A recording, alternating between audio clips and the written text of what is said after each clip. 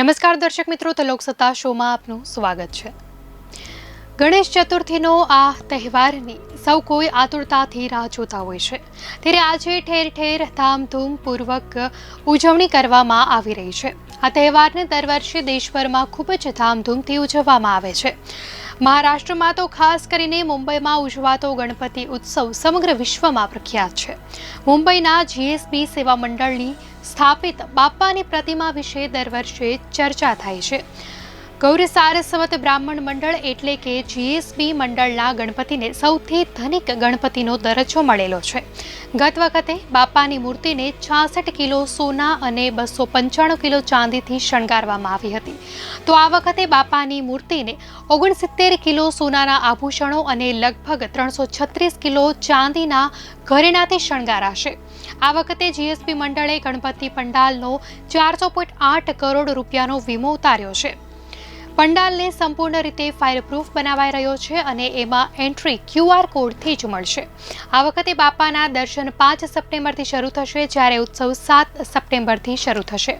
GSB Ganesh મંડળ મુંબઈના Kings circle વિસ્તારમાં આવેલું છે અને અહીંયા સામાન્ય લોકોથી માંડીને સેલિબ્રિટીઝ અને અન્ય મોટી હસ્તીઓ ત્યાંની મુલાકાત લે છે। જીએસબી સેવા મંડળ માટે ઉત્સવનું આ 70મું વર્ષ છે। અહીંયાની વિશેષતાઓ વિશે વાત કરીએ તો ગણપતિ સ્ટેજની સામે જ 2 હવન કુંડ બનાવવામાં આવ્યા છે। અહીંયા દરરોજ 7000 જેટલા હવન થશે। પંડાલમાં અનેક પ્રકારની પૂજાઓ થશે। સૌથી નાની પૂજા માટે 555 રૂપિયા અને સૌથી મોટી પૂજા માટે 7 લાખ રૂપિયાનો ખર્ચ થશે। આખો પંડાલ ફાયરપ્રૂફ છે અને એનું 5 દિવસનું ભાડું 1.5 કરોડ રૂપિયા છે।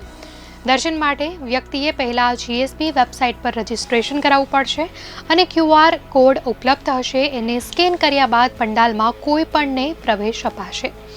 પંડાલમાં આવનારા દરેક ભક્તને પ્રસાદની થેલી આપવામાં આવે છે।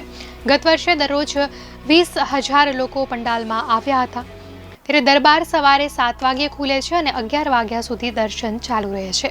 સેવા મંડળે પ્રથમ વખત ભક્તોની સુરક્ષા માટે પંડાલમાં તમામ સ્થળોએ કેમેરા લગાવ્યા છે। બાપ્પાના દરબારમાં આવતા ભક્તો, સ્વયંસેવકો, રસોઈયા, સર્વિસ વર્કર્સ, વેલેટ પાર્કિંગ અને સિક્યુરિટી સ્ટાફ, સ્ટોલ કામદારોને આ વીમા પોલિસીમાં આવરી લેવામાં આવશે।